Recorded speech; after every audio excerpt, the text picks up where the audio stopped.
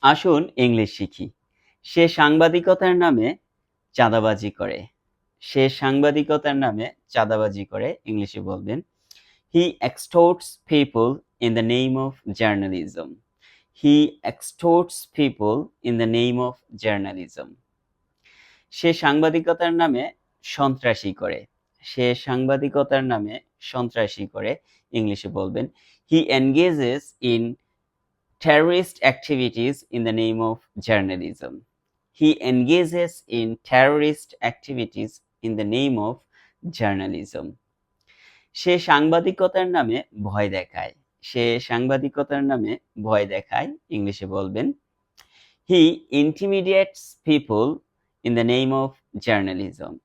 He intimidates people in the name of journalism. Bye bye.